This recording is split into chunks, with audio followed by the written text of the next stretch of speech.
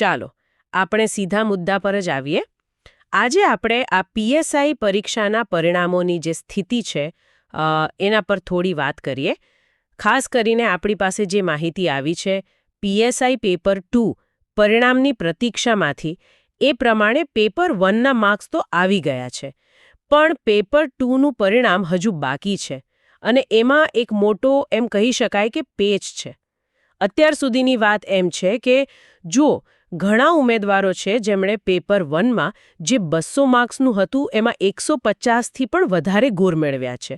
આ ખરેખર સારો દેખાવ કહેવાય. પણ હવે આખી બાજી આવીને અટકી છે પેપર 2 પર, જેના માર્ક્સ હજુ જાહેર નથી થયા. તો આ પરિસ્થિતિને થોડી ઊંડાણપૂર્વક સમજીએ. હા, અને અહીંયા જે રસપ્રદ વાત છે ને એ છે કે પેપર 1માં આટલો સારો દેખાવ હોય પણ પેપર 2 જે 100 માર્ક્સનું છે એ હવે નિર્ણાયક બની ગયું છે.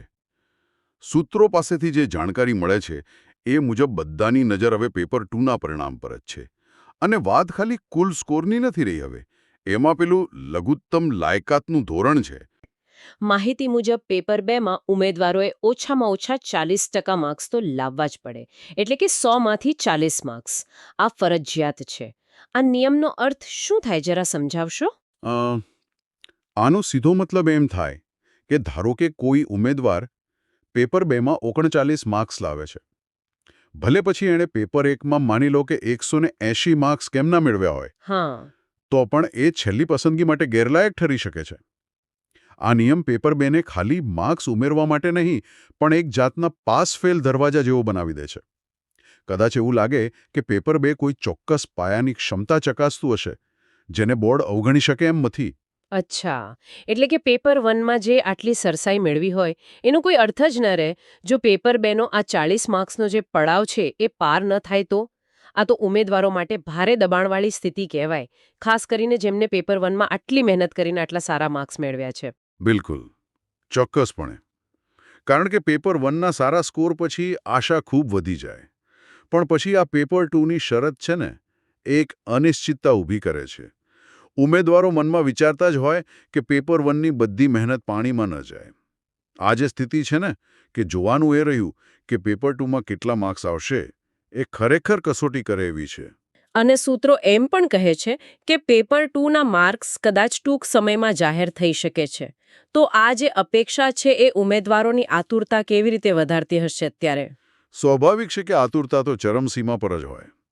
દરેક દિવસ જે પસાર થાય એ અપેક્ષા અને કદાચ થોડી ચિંતા એ બંને વધારે. પરિણામની રાહ જોવી અને ખાસ કરીને જ્યારે આટલું બધું દાવ પર લાગેલું હોય ને ત્યારે માનસિક રીતે ખૂબ થકવી દેનારું હોય છે. ઉમેદવારો માટે અત્યારનો સમય ખરેખર અગ્નિ પરીક્ષા જેવો જ છે.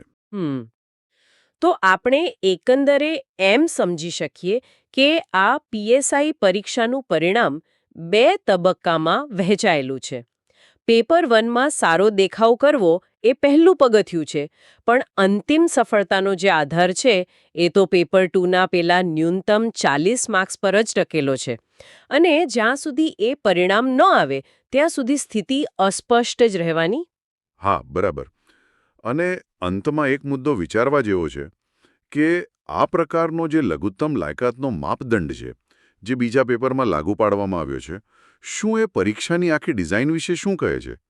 શું એવું દર્શાવે છે કે અમુક ચોક્કસ કૌશલ્યો જે કદાચ પેપર 2માં ચકાસાય છે એ આ પદ માટે એટલા બધા અનિવાર્ય છે કે એમાં ન્યૂનતમ આવડત વગર ચાલે જ નહીં, ભલે પછી બીજા વિષયોમાં દેખાવ ગમે તેટલો ઉત્તમ કેમ ન હોય? આના પરથી ભવિષ્યની પરીક્ષાઓની તૈયારી માટેની જે રણનીતિઓ હોય એના પર પણ કદાચ અસર પડી શકે છે. એ વિચારવા જેવું ખરું?